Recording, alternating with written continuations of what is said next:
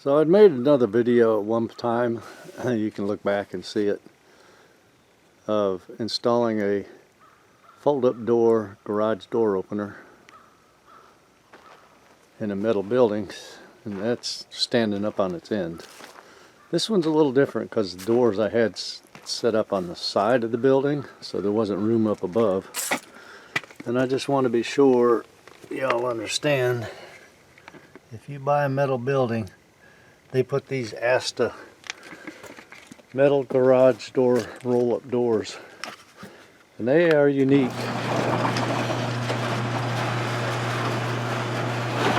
So this one I installed a little bit different because of the other type of doors. You got room up top, like over here at the end. The doors would be over there on the end, and the opener could be straight up the wall. Well, this one here is a little different. So this is what we ended up doing. I'm going to close the door just to keep the lighting good.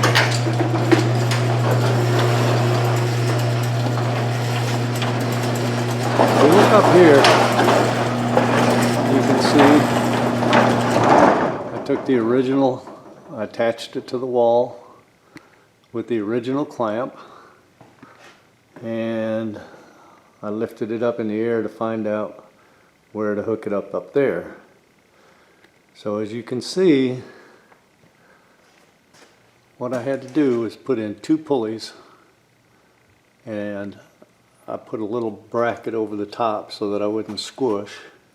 Made sure the pulleys were out of the way, and you come down the wall, and I made this down here. Built this little bracket, put the pulley on there.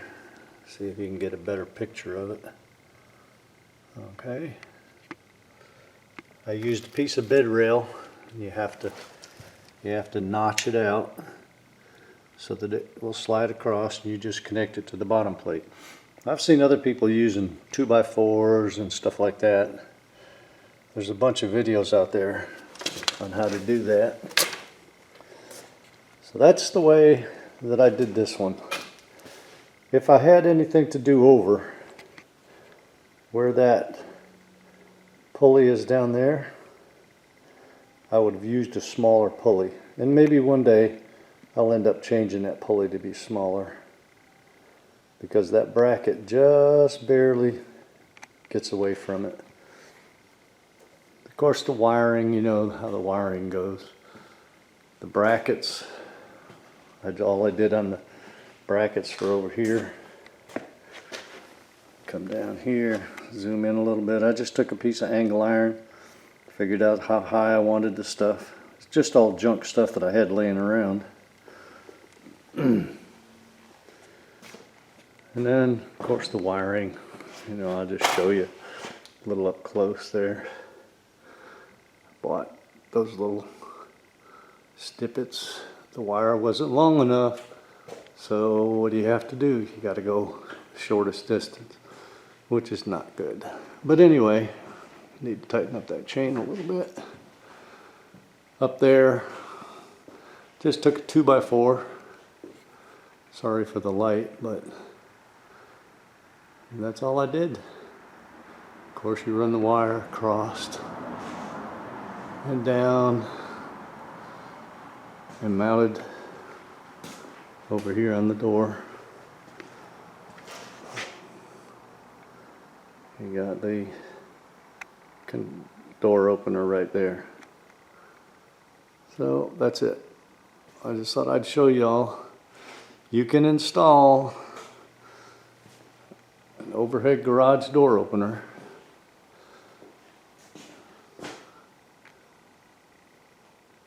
this way on the narrow edge.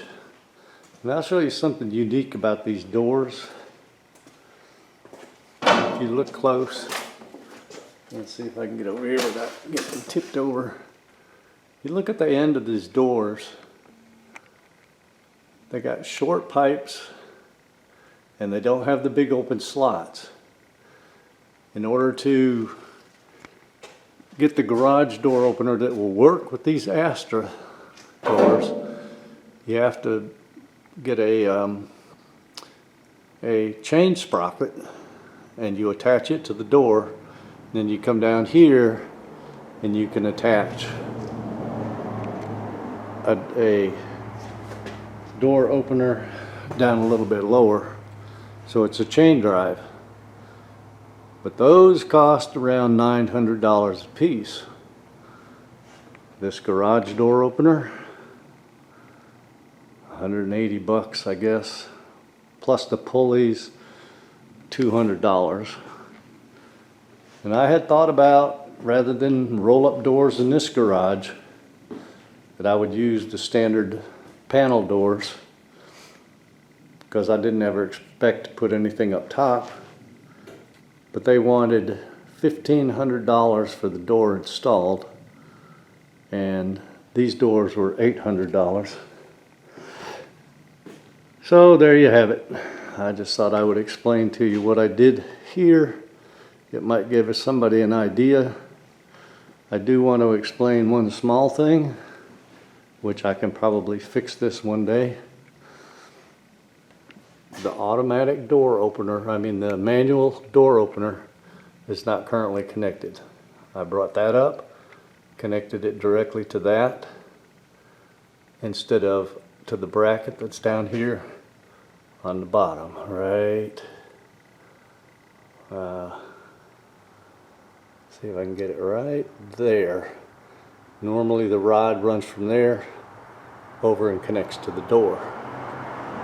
But what I had to do, see, the normal is, get my finger out there again, right there where I'm connected. Normally your other side comes down, goes around the pulley that's in the end of the door over here, and then connects back to that. And then if you want to open the door manually, because the power's off or whatever, you pull down on this lever and that allows that one piece to go back. But because of the way that I have it fixed up right now,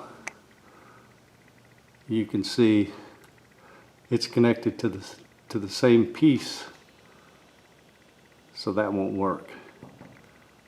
Maybe one day I'll get around to building a bracket and take the cable and connect it back to the bracket so that you can open the door manually in case of power outage or whatever. But if all else fails, well, the chain is a little bit loose right now. That's okay. I'll fix that in a minute. But there you go. If you want to do it on the side, you don't have enough room to set the motor up above the doors like you do if you have it in the end. So the only way I could come up with it was a pulley. One side comes down, connects to this bracket on one side to pull up. The other side, you have to go around the pulley, connect it to that little bracket so it pulls down. Yeah, I know, but it's all made out of scraps. It could be made more pretty, I'm sure, but it's doing the job. So I hope you all enjoyed the video. Maybe it'll give you an idea.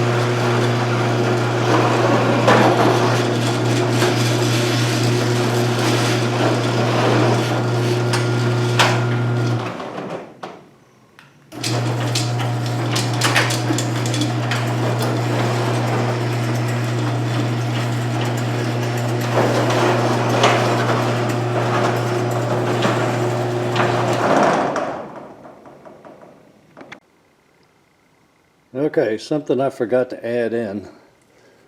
I also had to go buy 30 foot of this cable from Lowe's right here. You can see the size of it. It's the same size as comes with the normal door, because you have to hook this side so that it pulls up, and then you go up and over that pulley, go back, and you connect it into the up and down lever. And the other side, you have to go around the pulley on the bottom, like so, and then come back up and connect here so that it pulls down. Oops. So that it pulls down. One pulls up, one pulls down. You have to cut this cable in half after you measure it. I did end up having to take 2 links out of the chain on the other side, right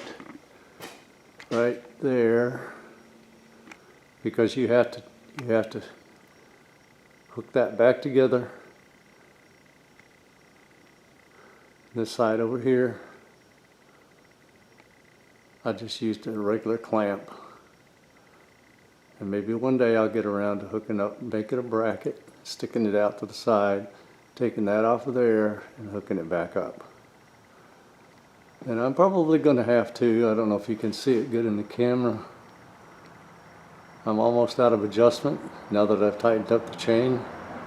So I'll probably have to take another link out of the chain at some point to give me more adjustment, because it'll stretch over time, I have no doubt.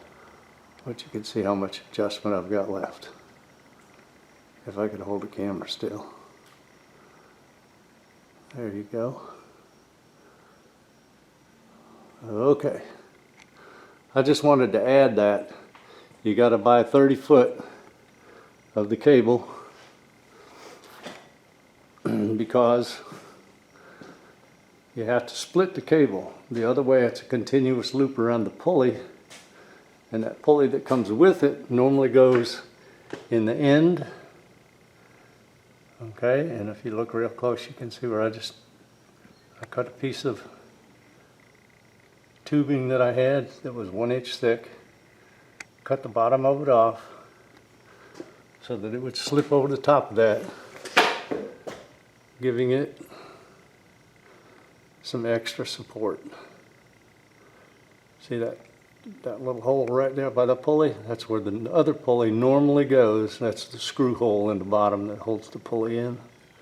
So normally it's one continuous loop comes back around. All right, that's it. I hope that helps somebody out. It can be done. Hope you enjoyed the video.